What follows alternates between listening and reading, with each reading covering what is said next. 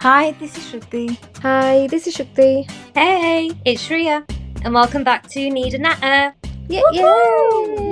Yay! How's everyone doing? I'm doing all right. A bit knackered, to be honest. But we do need a quick catch-up because we've not had a catch-up in ages, have we? Including with each other. You and I have. We have, but seeing Shreeya for the first time in a very long time.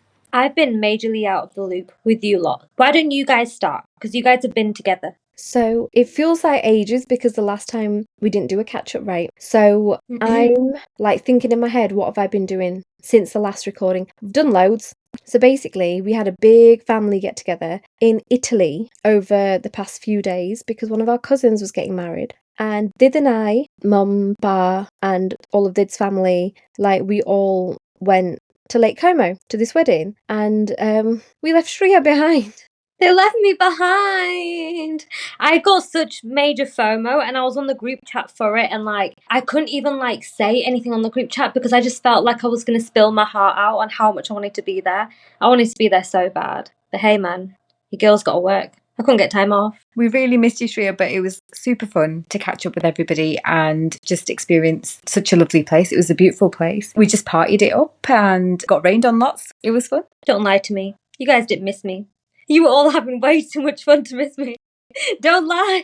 I know it. Oh my God. It was really fun. It was actually really good. It is always fun when the family gets together, when the extended family gets together. It is always generally fun. But aside from the wedding, before that, something that Shreeya was involved with, she took me to get my lashes done for the first time ever in my life. Yay! And she was with me. And no one has.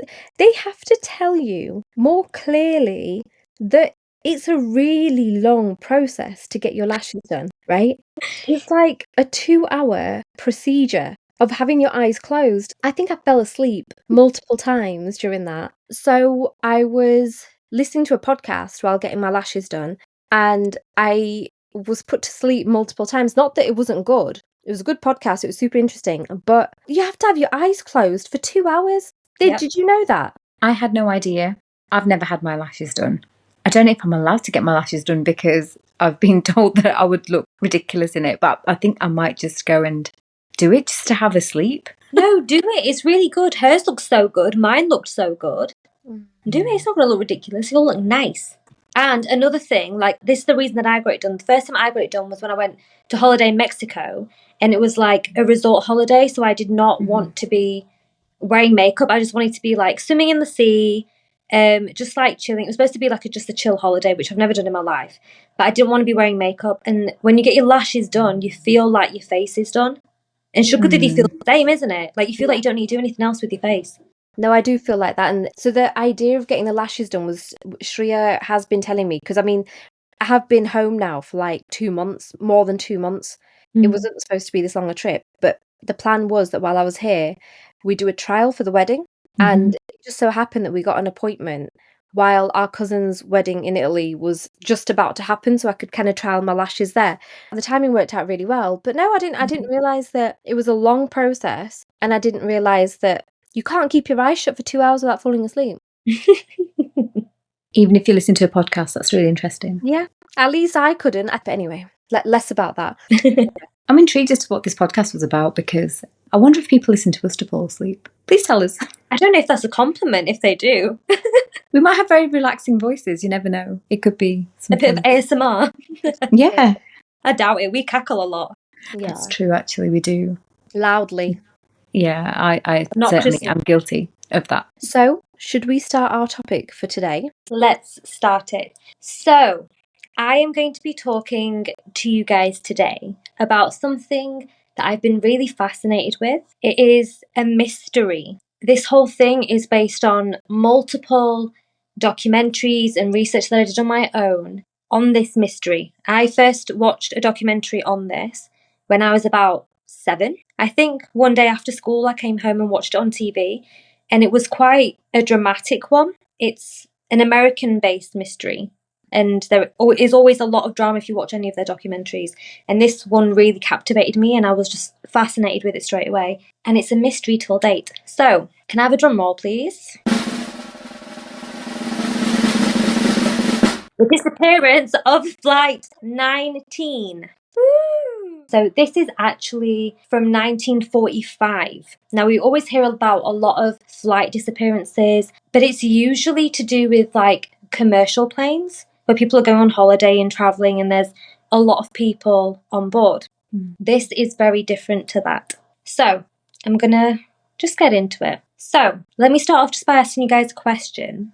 And I'm sure you'll say yes, but you're aware of the Bermuda Triangle? Yep. Right. It relates to that. So, for those that don't know about the Bermuda Triangle, I'm going to tell you right now, I'm surprised. I won't know who you are. Don't out yourselves. It's a big thing. But, like, if you don't know, I'll just kind of tell you guys about it.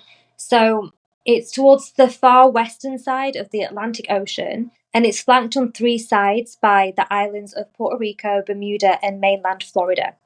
And it's basically a vast open water which has allegedly provided the setting for many strange occurrences. So, Flight 19 is not the only mysterious circumstance or incident that has taken place within the Bermuda Triangle. There's been a lot of instances, but this is one occurrence that is very intertwined with the whole mystery behind Bermuda Triangle. And I think it kind of drew attention to, is there something more going on within that area? So this area, which is known as the Bermuda Triangle, it spans 500,000 square miles, and it's home to some of the world's busiest ports and shipping lanes. But towards the second half of the 20th century, the Bermuda Triangle began to be known more because of its increasing reports of many ships and planes that were entering the area and then mysteriously disappearing completely without any trace and then never to be seen again. Okay, so despite numerous investigations to look for these ships and planes and the obvious increase in reported cases throughout this time, there has not been a clear and definitive explanation as to these vanishings and why they happen and what happens to these objects that disappear. Planes and ships are big, but we have not really any closure on that. It's still a mystery to date. So one of the most well-known of these disappearances is one which pretty much started all the speculation, which is what I'm talking about today, and the curiosity about these vanishings that seemingly connected to the Bermuda Triangle, and that is the Flight 19, which consisted of a group of 5 torpedo bombers on a routine patrol flight out of Fort Lauderdale in Florida. Now, because this is something that happened in 1945, this story of what happened to Flight 19 has been told again and again and again. And the actual sequence of events has, over time, become a little bit muddled and distorted, with various versions of it being told, a bit like if you were telling like Goldilocks or something through the years. It started off as a different story to what it is now. So today I'll be telling the version which was first officially reported, so the actual potential explanation can be discussed amongst us three and to anyone else that's listening in and wants to leave a comment and let us know your thoughts, even though this is one mystery that is very likely not ever going to be solved. So this started on Wednesday, the 5th of December, 1945, which was a day that started out sunny with excellent flying conditions, as assessed by the ground staff of the Naval Air Station Fort Lauderdale in Florida. Training for the new crews of student aviators had been scheduled, in which a series of bombing exercises were planned to take place. Of these crews, command of one was given to a 28-year-old lieutenant by the name of Charles Carroll Taylor. Lieutenant Taylor was a very experienced pilot who had served 2 tours of duty in the Pacific Theatre during World War II and had even accumulated more than 2,000 hours of flying time and become a training instructor towards the end of the war. So even though he was quite young, you can tell he's very experienced. He definitely knows what he's doing. Other than 4 other veteran pilots within, most of the other airmen were inexperienced flyers, with an average of 20 or 30 hours of flying times each. Despite this, Taylor felt confident that they would get a hang of things quick enough, and by that same afternoon, they were ready to take on the training exercise. So, Flight 19 took off at 2 p.m. and consisted of 5 TBM Grumman Avengers and flew east towards Hens and Chicken Shoals in the Bahamas. The aim for this exercise was to carry out a mock bombing run at a designated area, continue 90 degrees for 73 miles, then to turn 346 degrees north to head in this direction for another 73 miles. At the end, they would then turn 241 degrees southwest for 120 miles, which would take them back to Fort Lauderdale with a total flight time of around 2 to 3 hours. Now, I don't know about you, I don't know much about flying, but this sounds like very specific degrees to me, like 241 degrees southwest and 346 degrees. Like, it just sounds very specific. Yeah, I can't even visualize that in my head. But what did you say, 243? 346 degrees north and then 241 degrees southwest. Like, I'm all over the place. Ironically, they were actually traveling in a triangle. But then again, like, if you think of a triangle, if it is, I mean, we all know the degrees of a triangle add up to 180, but this is like the opposite. So it's quite, you have to be quite meticulous about doing this as a pilot, which you really do have to be joined crazy for this stuff. I was just wondering, why a triangle? Like, was it specific to the drill exercise that they were performing? Because it seems a bit of a strange route to take, but I guess because of the nature of the exercise being a mock bombing thing, Yeah. that it had to be that way. But Yeah. it does seem a very strange route to take, if I'm Yeah. visualizing it right. So I think it's better understood on a map. So if anyone has one handy, grab it. But from from Fort Lauderdale, it's, you know, they go out to where they need to perform the bombing exercise, then come back to a separate location, and then return to where they started off. So yeah, it does make sense when you look at the layout of it. But when you read it like that, what their instructions were given that way is to, you know, turn this many degrees in this direction. It sounds so meticulous and so specific that it's like, these are, you know, airmen with 20 to 30 hours of flight time. That's not actually that much. No, and I just expected it to maybe be a linear exercise. It seems like the second point that they're going to, like, it doesn't seem to serve a purpose in my head, but it must have done for them to take that route. Because you usually go somewhere and then you go back to base, unless there's a refueling exercise to do or something. You know, I don't actually know what the second location was. I think it was just kind of like a stop off kind of thing, or just to kind of test their orientation and navigation skills. That could have been part of the training exercise. But I think, yeah, the mock bombing was part of it. I'm not sure what the significance of that second stop was, or that second point was. So, anyway, as they began the exercise, things progressed smoothly, and as planned, with the squadron arriving at the bombing area and dropping their torpedoes without any issues. But this was only till 3:40 p.m, and this is when things began to go a little different to plan. And this first began when several of the crewmen began to feel a bit disorientated, and they made their final turn back towards base because they began to worry that their surroundings didn't actually look familiar. And that's when they were, you know, looking down. They were like, okay, that bit of land doesn't look like the kind of land that we should be seeing. Are we going in the right direction? Around the same time, there was another torpedo squadron getting ready to head for the bombing range with their commander, who was Lieutenant Robert Cox, and they received a distress call from Flight 19. Lieutenant later stated that on this call, he could hear an airman desperately asking for a position check because no one had been able to give an accurate answer. May I just ask a question if you know the answer to it?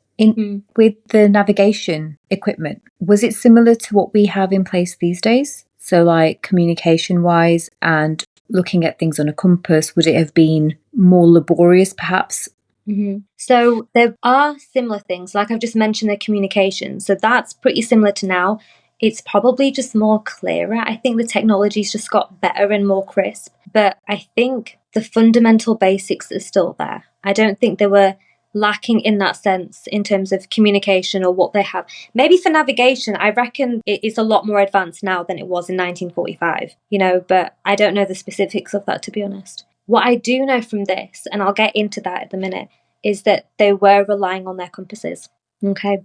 So, hearing this distress call, Lieutenant Cox has intercepted this call to help them and was surprised to hear a response from a pilot who was identifying him as Lieutenant Taylor and was giving a statement which went on to forever be engraved in every Bermuda Triangle memory. And this was, "Both my compasses are out, and I am trying to find Fort Lauderdale, Florida. I'm over land, but it is broken. I am sure I'm in the Keys, but I don't know how far down, and I don't know how to get back to Fort Lauderdale. Lieutenant Cox was confused by this and radioed back to base, who were already busy trying to track Flight 19's radio transmission, and also requested the other flight to assist. So Lieutenant Cox then told Lieutenant Taylor to fly north up the coast of Florida, where the sun would face his part wing. The ground crew continued to monitor these transitions and give their absolute best at trying to assist.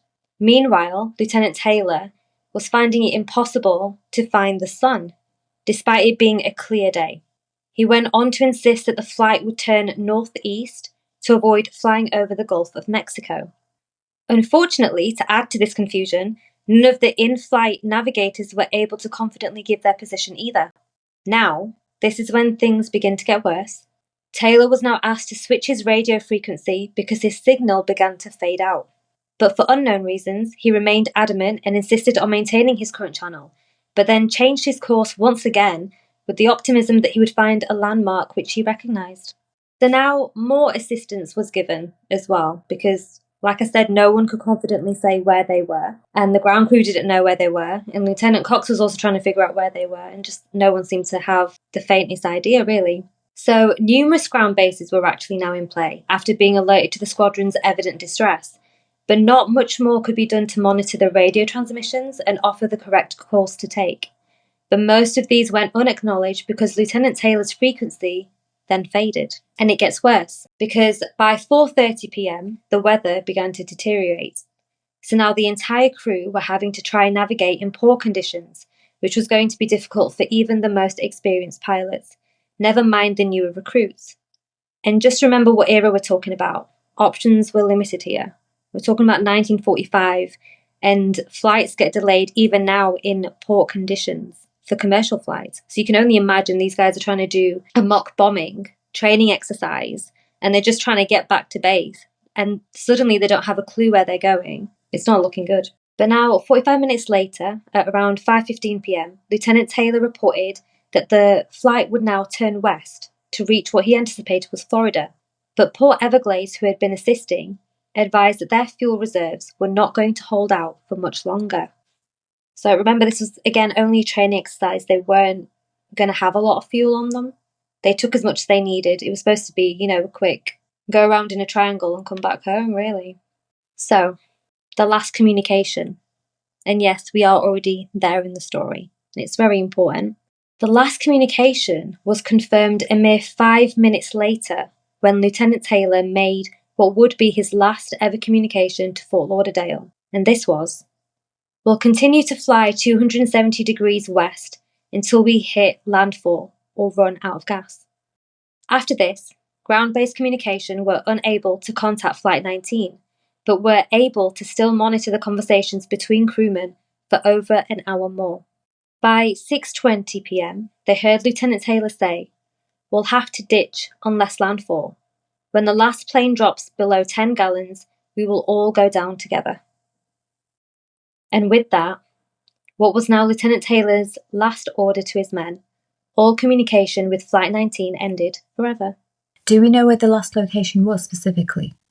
No, because no one knew where they were.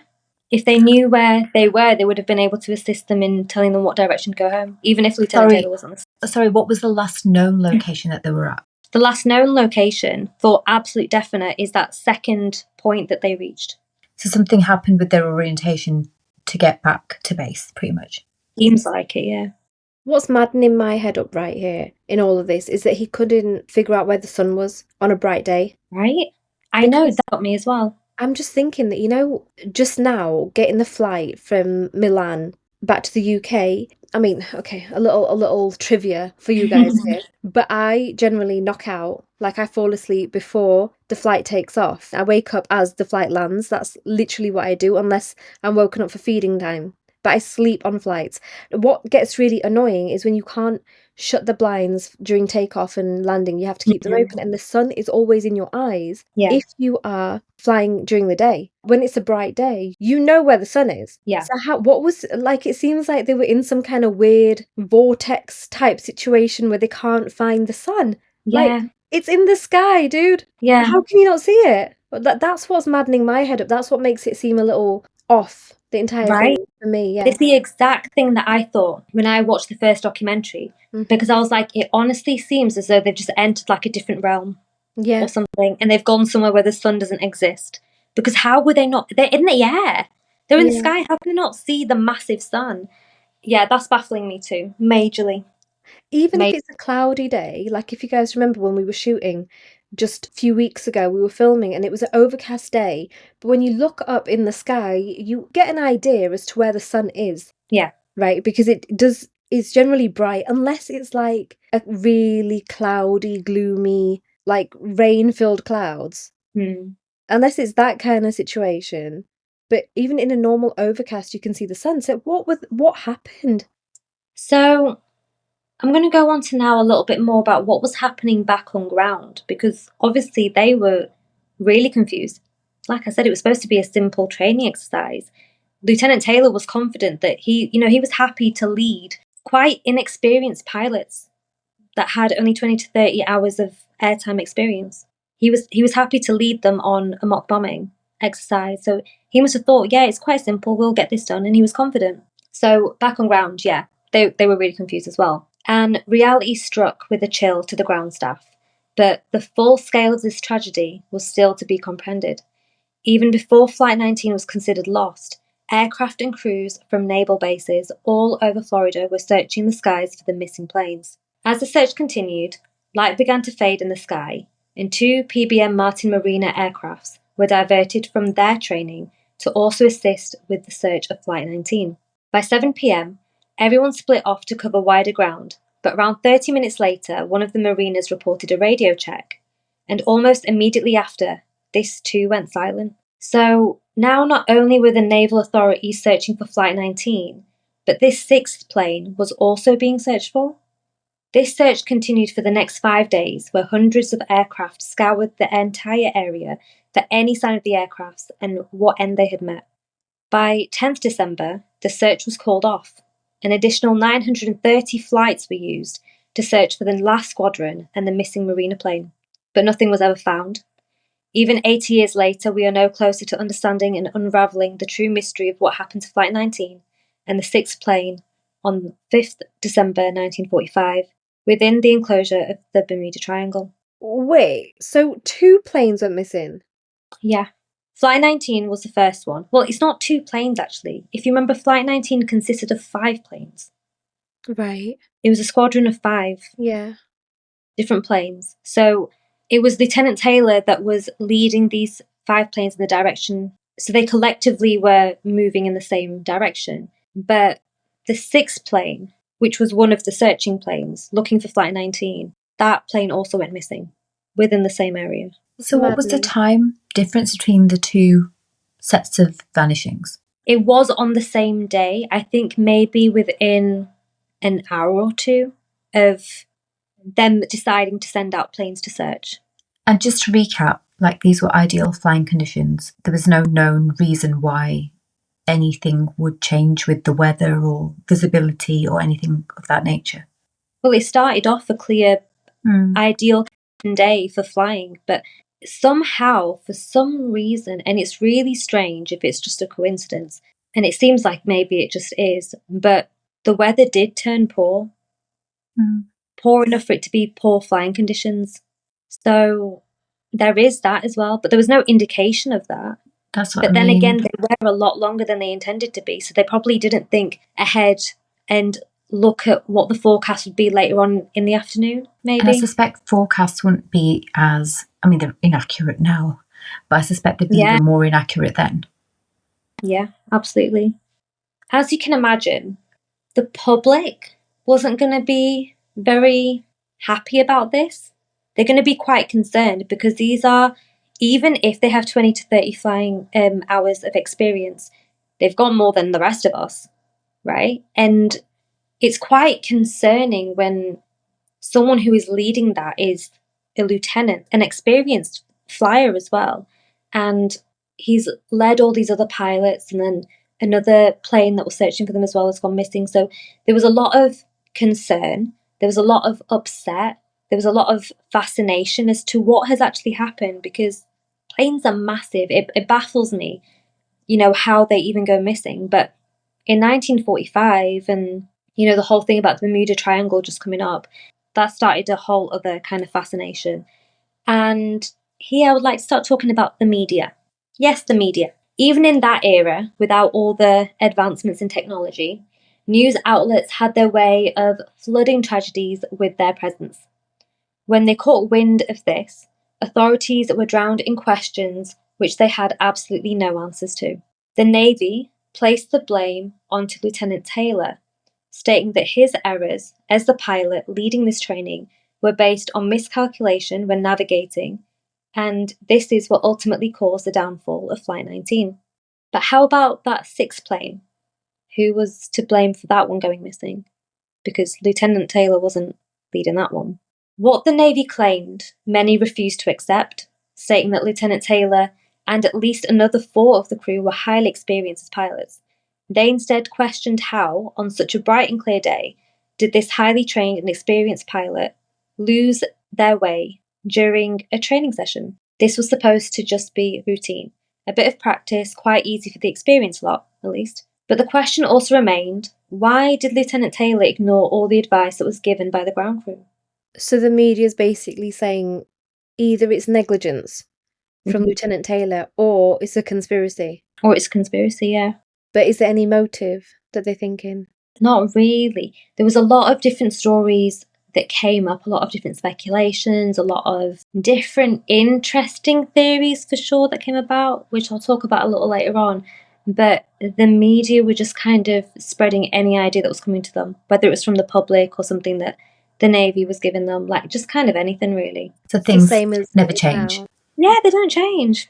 That's what I mean. Even in that time, even in that era, without all the, social media and news outlets doing their thing, same old, same old. So, one theory we could discuss is the navigational instruments. I spoke about compasses earlier on. Shruti, you also mentioned compasses. It was potentially this that caused them to kind of lose the direction they were going in, not be able to navigate their way, not be able to kind of figure out the orientation of what they were doing. But why would these fail? And when they did fail, why had Lieutenant Taylor not relied on readings from his wingmen and the other experienced pilots? That's also a thought here. He seemed really adamant on his thought process, but no one seems to understand what that was. Moving forwards, this law was embellished as time went on, and this included, surprisingly, reports stating that Lieutenant Taylor, along with other crew members, stating that the sea didn't look as it should and that everything appeared strange. And strange how? Is there any description as to what was so strange about the water? I'll go on to this a little bit later, but I'll mention it briefly now. Remember earlier on when I said that he thought he was looking at a piece of land that may have been what he thought it was, but it didn't quite look like it? Yeah. So it could be related to that, but again, it's not very clear if that's what he meant by the water. But he did go on to say a famous line about them entering white water. We don't really know what he meant by that. We've all kind of seen, waves in the sea and the ocean where it kind of goes a bit foamy and white. I don't actually know what causes that, do you guys? I always assumed that it was just the fact that the waves are crashing into land. It's just the material that, that causes the foam. Right. On to the next theory that was suggested, because there was even one where it was suggested that they were being chased by UFOs. Wow. Now, see, anything to do with UFOs, I'm so dubious over, because people would literally see a plane in the night sky and it would shine in a particular way, like the light will hit it weird and people are like, oh, UFO. And like, I always find those episodes of, like those strange but true kind of programs the most boring, because no one's conclusively ever spotted anything that we can say is a UFO. So I don't know. So I actually have a little anecdote on this. I'm clearly in an anecdotal mood, but do you remember when those lanterns first came about? Those ones that you like light fire to and then they float up into the sky? Yeah. Right? So the first time, Shree's, I think you might have been there. I can't remember if you were there, but we kind of saw a load of them in the sky from home. And we thought, I don't know, there's like aliens attacking Earth, there's a meteor shower, or there's something weird going on in the sky, because we didn't know what they were, and they were quite far away, so it looked like fire, like not fire, like fire, like fireballs flying through the sky. Like if you don't know what one of those lanterns are. Okay, I know I wasn't with you, because if I had seen that, I would have thought, right, I'm going mad. I'm actually going mad. It's the end of the world. I think the worst, me. I absolutely was not with you. I'd remember it if I was. There was no way fireballs in the sky and I remained sane. No way. I wasn't with you either because I would have thought we were going to war. Who Like, was we're with being me? attacked. There was like at least 20 of them. Like there must have been a wedding or something nearby. It could have been more than 20 as well. But there was loads of them going through the sky, and I was just like, is it the aliens like coming to get us? Like what is it? What is this? Anyway, please continue. Okay. So these alleged lines that have come from Lieutenant Taylor about the sea didn't look as it should and that everything appeared strange, them entering white water, these are all things that the Navy did deny that these transmissions took place. But other incidents, which went on to occur within that era, corresponded with something unpleasant transpiring. And that again is, to do with the Bermuda Triangle within that area. So just to talk a little bit about what other things were going on then after Flight 19. Other incidents, to start off with one, which the least amount of people will believe. There were many reports of planes allegedly coming into contact with UFOs, and this continued throughout the 1940s. So maybe it wasn't that crazy for that time, because there's already an idea that was going around that was happening. What was causing that? No idea. Now, one of these took place during the Allied bombing campaign of 1943, where air crews reported seeing what they described as a glowing craft hovering beside their planes and flying erratically through the air. Just 2 years after Flight 19, a pilot by the name of Kenneth Arnold declared that he has encountered a flying saucer in Nevada during a training exercise. And just later that same year, an unidentified craft supposedly crash landed near the Roswell Air Base in New Mexico. Surprisingly, or maybe not much so now that you've heard how many supposed UFO sightings there have been, there were numerous theories already discussing the disappearances in and around the Bermuda Triangle. But UFOs have actually always been very high on the list of its causes, and because of this, it did not take long for it to be considered an actual potential association for the disappearance of Flight 19. So just a quick question. These sightings of UFOs, was that just around North and South America? The people were seeing them. Were they seeing them at any other place in the world? I think and I'm just basing this again off like documentaries that I've watched, because I've watched a lot in my life, I'll be honest. But all the ones that I have seen are based in America. It might just be around that era. Maybe something was happening. There might be something which is the equivalent of like, I don't know, the Northern Lights going on in and around that place. Because, yeah, there was a lot of sightings in the 1940s. People really believed something was happening. People really believed that stuff is still happening in and around America. Yeah, you've got things like crop circles that people still talk about. There's still a lot of sightings of UFOs, particularly in America, but there have been a couple in the UK as well, semi-high profile. I wouldn't call them particularly high profile, definitely not as hysterical as the US ones. I think they're kind of a bit more muted. I just don't think the media takes it as seriously here. Yeah. But what do you guys generally think about this theory, about the UFO theory, and they were being chased by them? Well, I can't say I believe in it. That's what I would say. But then, having said that, I am really open-minded when it comes to stuff like this. Like, I don't feel like not in a good way. I'm not like blowing my own trumpet. Oh yeah, I'm really open-minded. It just means that I Get freaked out easy. I get freaked out easily. Yeah, exactly. So I mean, yeah, It's basically thinking, oh my god, that could happen. Really, could it happen? Oh my god. Exactly. And then I'm just like having a nightmare about some alien chasing me or something. Like, but I can't say that I believe in it. But having said that, if I'm open to the idea of, listening to this theory and taking on board what people's experiences have been, but then currently, right now, I think this is probably a better explanation as to what happened. Yeah. Yeah, I think that with the nature of a lot of these sightings being historical, I think that if there was any truth to it, that there'd be more recent sightings or more recent encounters, particularly with air travel increasing as much as it has. You'd expect there to be more such instances rather than fewer. Or maybe they're just trying to stay out of our way. Yeah, exactly. I was just going to say that, like, maybe they got bored of us and realised we're not as interesting as they are. So this planet isn't worth bothering, or at least that side of the world, North and South America, doesn't seem that interesting because clearly that's where they used to hang out. So let's just, I don't know, let's go traumatize the Martians instead, or some other Or they just didn't enjoy the amount of air traffic up there.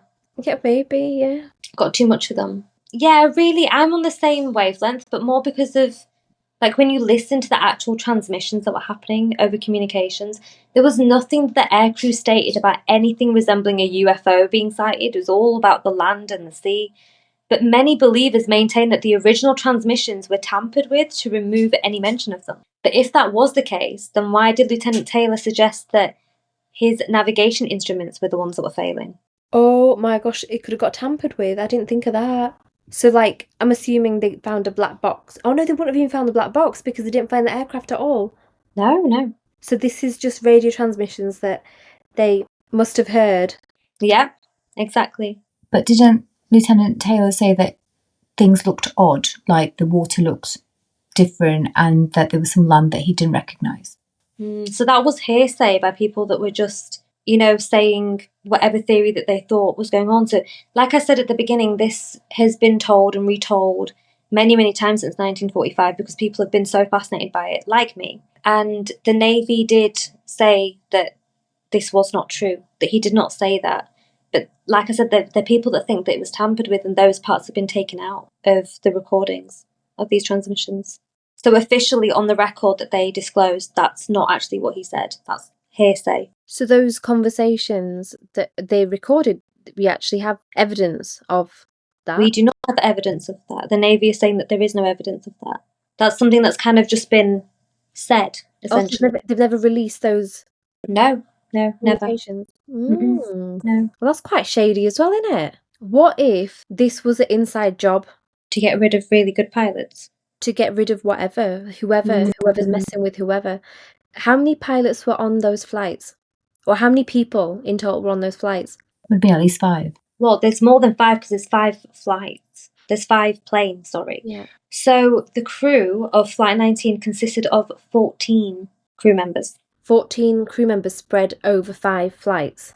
Yes. Have the names of those people been released? Has that much been released? Yes, I'll be naming them at the end.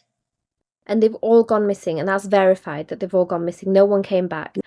No one got put in the witness protection program or nothing. If they were, we're not going to know about it, are we? This is the Atlantic Ocean we are talking about. Do you know how big that is? Yeah, but what if the flights never took off? What if there was no flights? What if there was no Flight 19 and this was just a cover-up of getting rid of some people that they didn't want anymore? But the mock bombing exercise still happened. Is there evidence of that? Yes. But how do we know for sure that those flights actually took place if there's no black box and there's no actual recorded evidence of anything that was said between the crew members and ground control and everything? There is evidence of it. There are recordings that were released. So these last lines that we have from Lieutenant Taylor, we have those.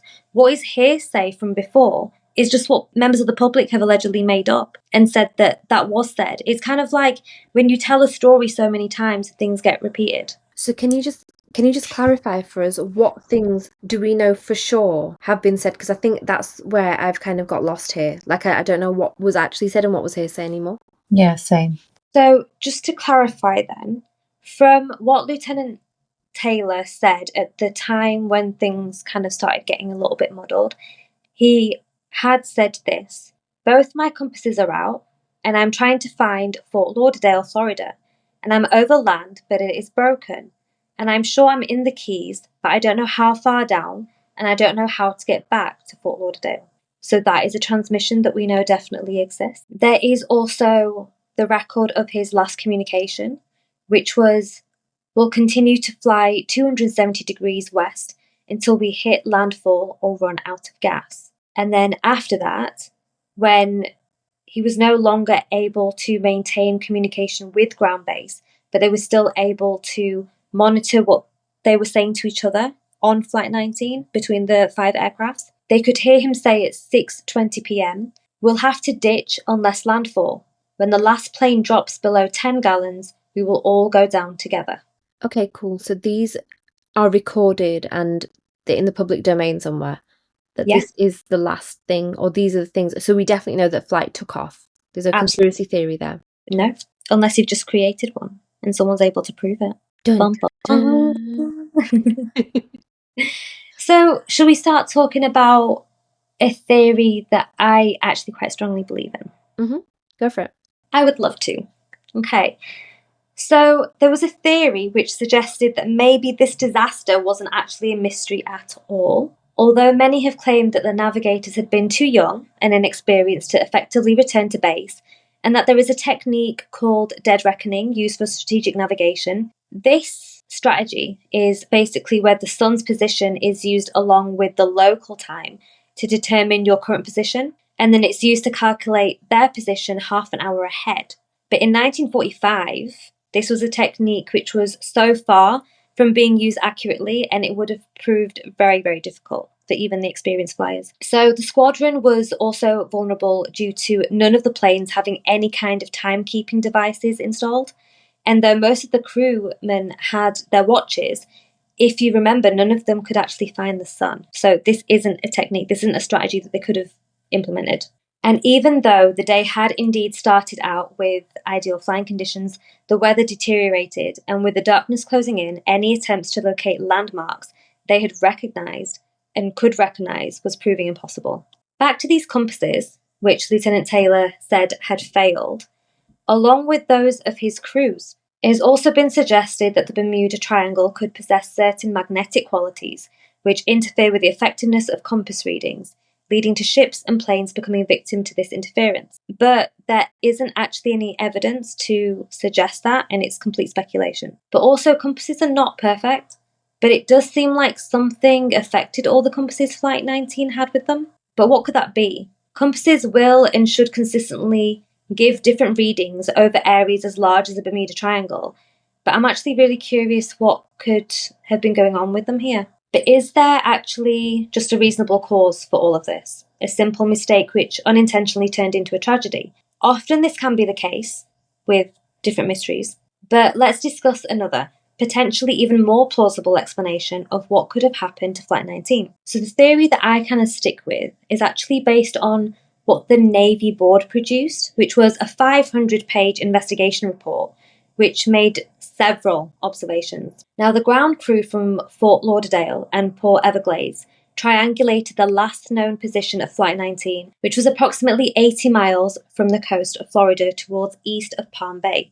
It was then suggested that after the squadron had finished the first part of the training, perhaps instead of turning the 346 degrees northwest, they had turned 45 degrees to the northeast. This would have meant that they would continue over Great Abaco Island rather than Grand Bahama as planned. But why would Lieutenant Taylor have done this? Now, from the air, Great Abaco Island can very well look like Great Bahama, and it is also very likely that none of the crew were aware of this mistake, particularly if they were pretty sure that their compasses were failing or malfunctioning.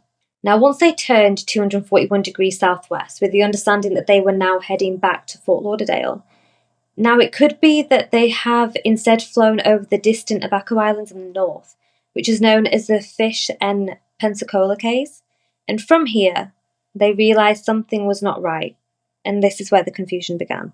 The Cays are actually a long, stretched-out chain of islands, very much similar to the Florida Keys, and from the air they would have looked even much so. Now, Lieutenant Taylor has actually mentioned in his communications that he has thought he was above the Keys at this point, where the ground crew had them positioned when exploring this theory.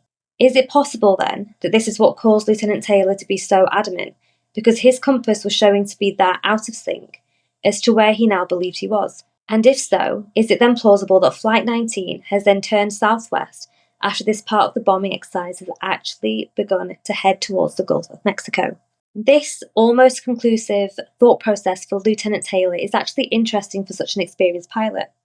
When we consider, geographically, the positioning of the named areas and Lieutenant Taylor's navigation through an exercise which was as simple for him as this one was intended, How was it that he was not able to account of the fact that Flight 19 had just arrived over the Keys in half the time it should have actually taken him? Did Lieutenant Taylor and the others assume they had picked up tailwind?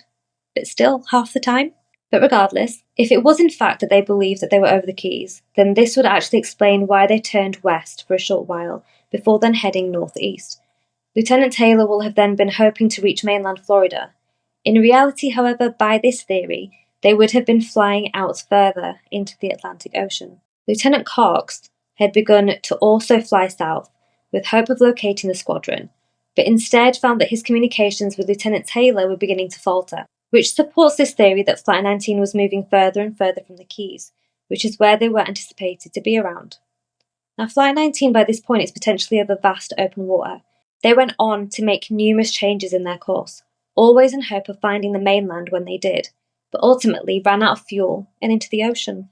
Now, just to take it back to the ground crew again, sure enough, several transmissions were heard by some very frustrated junior aviators who had been encouraging Lieutenant Taylor to fly west as they had believed from the start that Flight 19 was headed in the wrong direction, but he actually insisted that they stay on their course and what he made of his surroundings. But isn't it strange that the aircrew that was with him did not simply change course?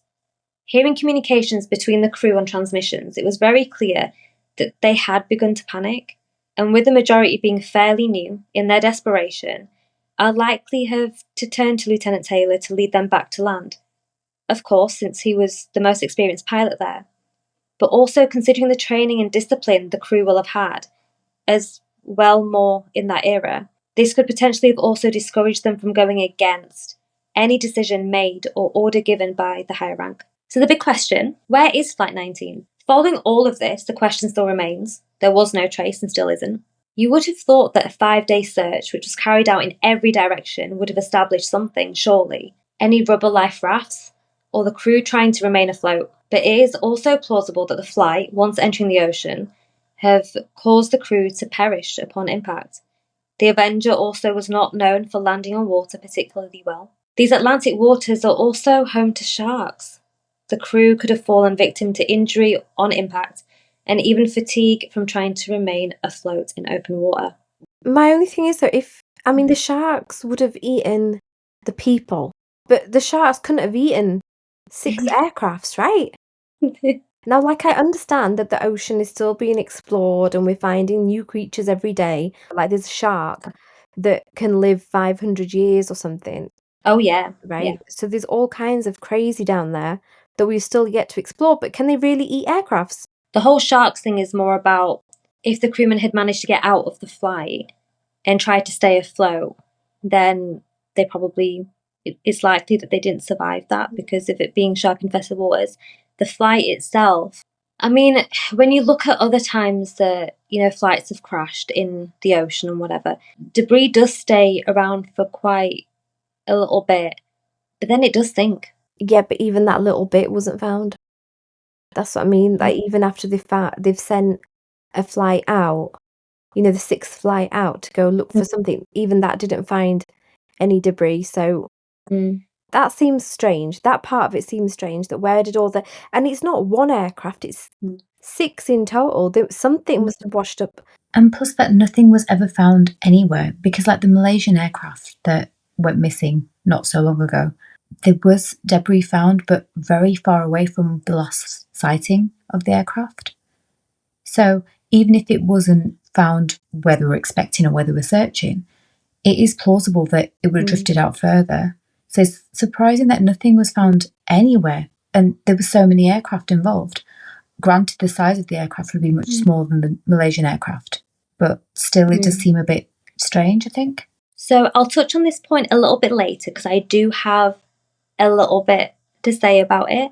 But what I will say, again, from other documentaries that I've watched, I'm such a documentary geek, but when I have seen, like search helicopters that get sent out and flights that get sent out to look for flights that have crashed in the ocean, or looking for people that are trying to stay afloat, or looking for bits of flights that are staying afloat, it's actually really hard. When you're looking at the waves, You know, they often take, you know, like some kind of binoculars or like zooming device, and you have to go in quite precisely into one spot to actually locate where something is. Because the flights and the helicopters and all that kind of stuff is actually quite far up. They don't get that close to the ocean. They get as close as they can safely. But if you have a chance, like look at any kind of rescue mission that maybe, you know, like air ambulances do and stuff, it's actually very difficult when you know someone is in an ocean to try and find. It's near enough impossible, it actually is. But I'll touch on this point that you've made about debris later on. An interesting one. So, I'd like to take us back to Bermuda Triangle because I love talking about it. I love talking about conspiracy theories. But the Bermuda Triangle is vast open water and covers almost 500,000 square miles. So even if the crew had survived, the chances of finding them would have been near impossible anyway. Now, where the Marina aircraft had last been reported, they'd actually found some debris in this area. But this was never confirmed to be part of this plane, and before it could even be examined properly, it sank beneath the waves. So just remember again, we're talking about 1945. So this flight that they went on already, it was known to not land well on water. So it's likely that the other flights that also went out in search were not going to get that close to examine. Maybe they didn't even have the equipment to try and get the debris that remained, or what they thought was debris, or what may have been debris. They might have not been able to bring that back to the mainland quick enough or effectively enough, promptly. They just maybe just weren't able to, but there was something, potentially. Because what else would it have been? Now this takes me on to faults with the aircrafts, because there's also potential for that too. It's not unheard of. And while discussing all of this, I do find it important to also mention that the PBM Martin Marinas were actually prone to fuel leaks, meaning that even a slight spark had the potential to ignite the aircraft whilst airborne.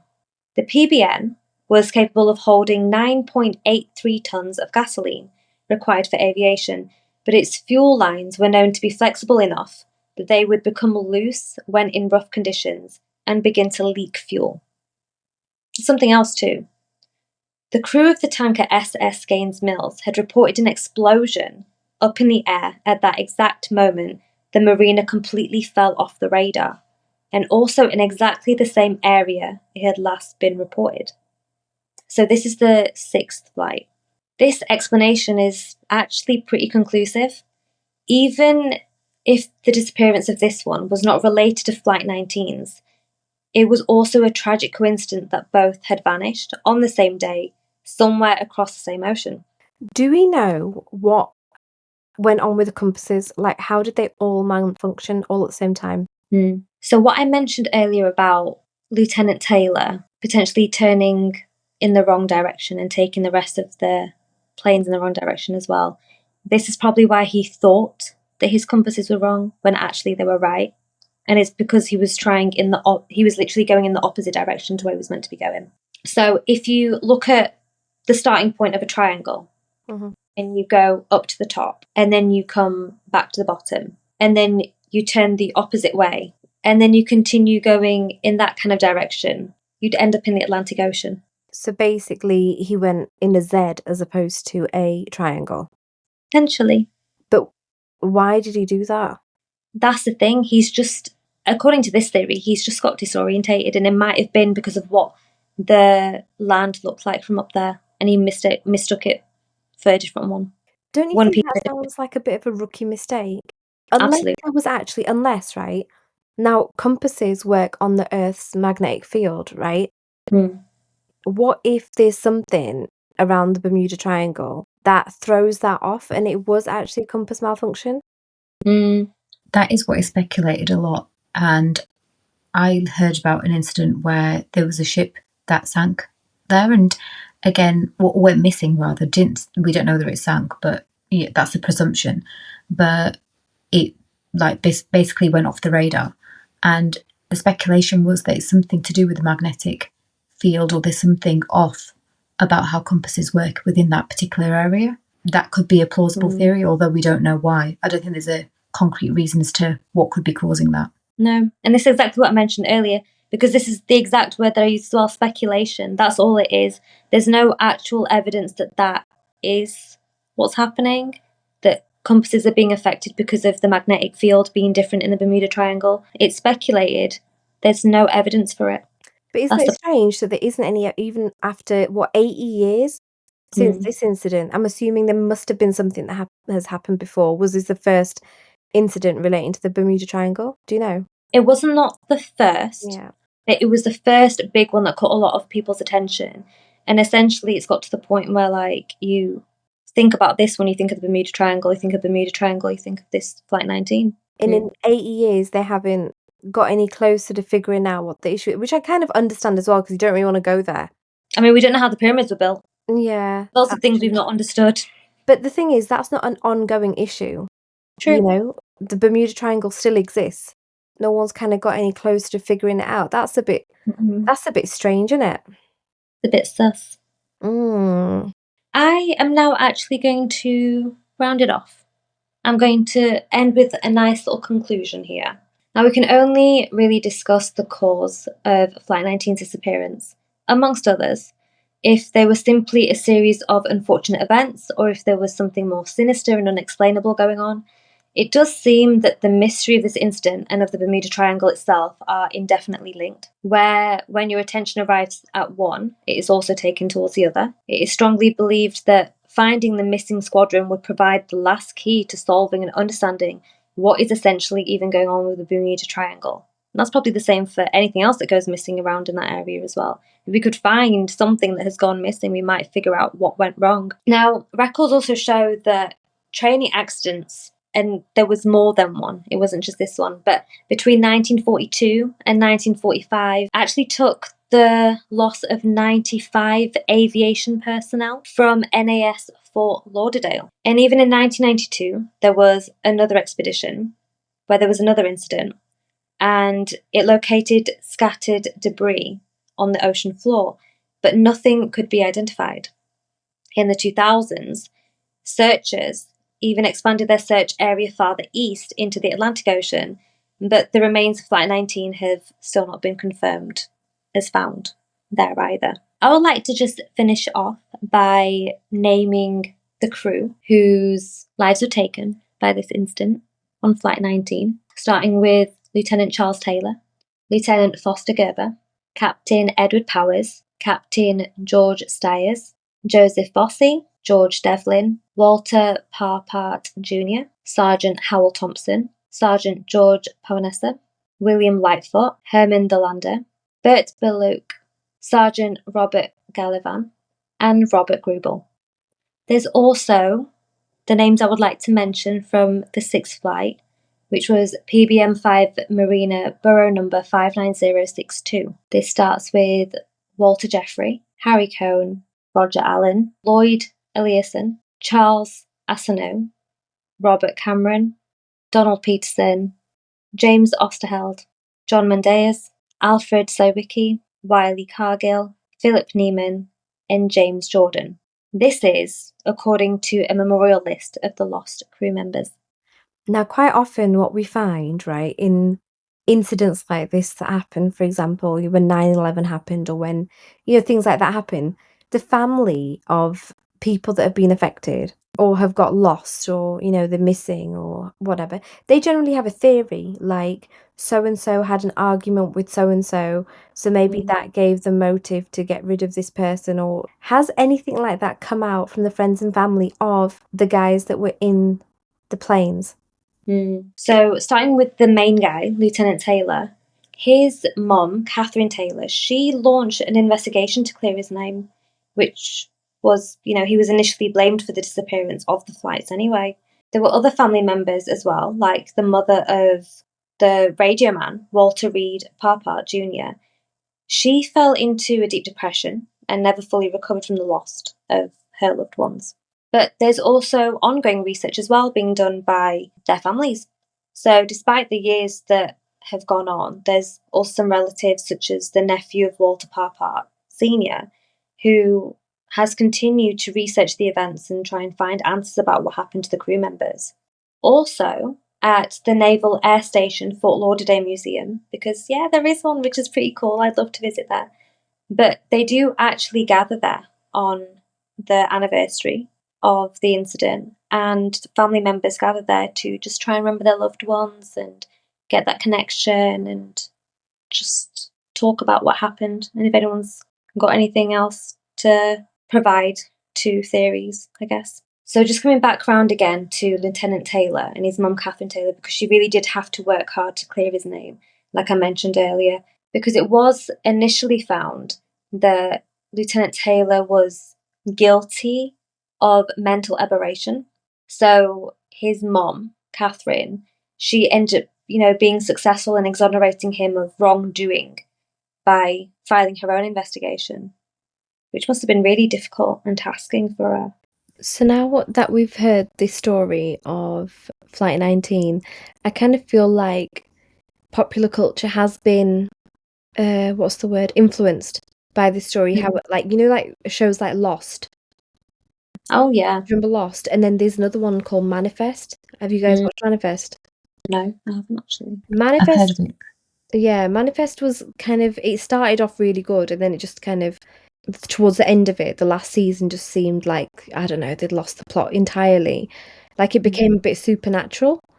And Lost, I honestly fell out of love with it after the first couple seasons. But they kind of use commercial flights, right? As opposed to like fighter jets or stuff like that. So, but it seems like this is the inspiration behind popular culture concepts like this, right? Yeah, definitely. Mm-hmm. Can I just make a reference to my past? When I was in year 7, I remember hearing about the Bermuda Triangle for the first time. We had an English project where we had to research written. It was some kind of writing that someone had done about a particular boat that went missing on the Bermuda Triangle, and I assumed for the longest time that people avoided this area until I found out that it's very heavily used commercially, and it's not avoided at all. So it seems as though it was maybe all blown out of proportion, and a lot of people have theorised that it's possibly the change in weather conditions that makes it a more dangerous area to navigate. However, there's nothing sinister about it in real terms. Yeah, absolutely. I've watched a documentary on that as well. Is it just the weather conditions that impact and have incidents occur around the Bermuda Triangle? But that could be an entirely different episode for us. We could talk about just the Bermuda Triangle. Would that be fun? I thought you meant weather. Or in the UK? I don't think we need to talk about the weather because Alexa does that enough for us anyway, and she's always wrong. Everyone's always wrong about the weather in the UK. It's literally anything at any time, pretty much. It really is. British weather, you can get everything in the space of an hour. Everything, bar none, in the space of an hour is possible. Sometimes half. Yeah. It was hailing today, like towards the end of the day. That wasn't even forecast. Yeah. What? I had to go save my clothes from the washing line. Not cold enough for that. It was 3-dimensional precipitation. I don't know how to put it. And it wasn't snow. You could have just said ice, ice, baby. Anyway, before we kind of lose the plot, because I mean, it's now, what's the time? Oh my gosh. 11:30 at night, so clearly we're all getting loopy. So thank you, Shreeya, for that deep dive on Flight 19. I didn't know about that, okay? I've not heard about Is it a deep dive or is it high flyer? Oh my gosh. Do you believe in the UFO or do you believe it just crash landed? Which one? See, I'll be honest, right? I don't know what happened. If it crash landed, where did it go? That's what's weird. 6 planes. They could have at least... Okay. This is another thing that I think you've missed, and I'll just clarify it again. Remember, the 6th plane exploded, and it was seen by another aircraft. Yeah, but Shree's, like, even if a plane explodes, it doesn't turn into like oxygen, then you breathe it, innit? Like, there'll still be like that land somewhere. Like, where did it go? Where did they all go? That's a lot. That's into the Atlantic Ocean, which holds many mysteries. Yeah, I know, but like that's what I'm struggling with, to be honest, is that they didn't find anything, like not a little piece of these planes. That's quite peculiar. It would be so nice if we could talk to animals. I know this is absolutely ridiculous, and it's not because it's 11:30. But I'm saying, like, if we could just speak to the sharks and be like, "Hey, do you know what's down there? Do you see any debris? Do you see Flight 19? How about that?" That would have been great. And I say this all the time, and I know I'm going completely loopy right now, but I've said this all the time about spiders. If I could just tell them to, like, not come near me, and it's fine if they're around, just, like, not in my vicinity, I'd be fine. Anyway, back to this. But it would be great, wouldn't it? Tell me it wouldn't be great. We could just be like, "Hey, have you seen this?"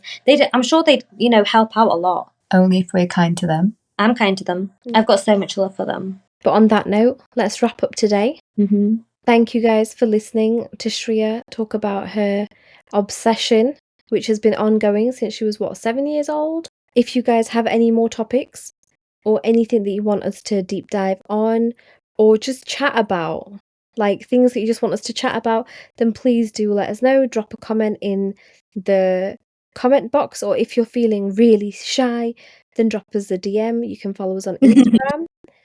Like, our subscribers on YouTube seem to have like gone through the roof, so thank you so much for that. But kindly do natter back to us. Please do natter back. Give us a little natter back to us. The three of us nattering to each other is becoming the Bermuda Triangle as well. Like, Yeah. we're getting some crazy weather up in here. Oh my gosh, yes, we are. So give us some of your thoughts as well. Like, comment, subscribe, share. There. Mm-hmm. Yes, and please let us know what you thought of this one, though, because I'd love to know if there's any other theories out there, because I feel like I've been fixated on this one that I mentioned last, and my brain's just not able to take anything else on board. I'm totally fixated with that theory. Mm-hmm. So let us know your thoughts in it. Natter back. We'll talk to you at the next one. We'll natter to you at the next one. Yeah. Bye. Over and out.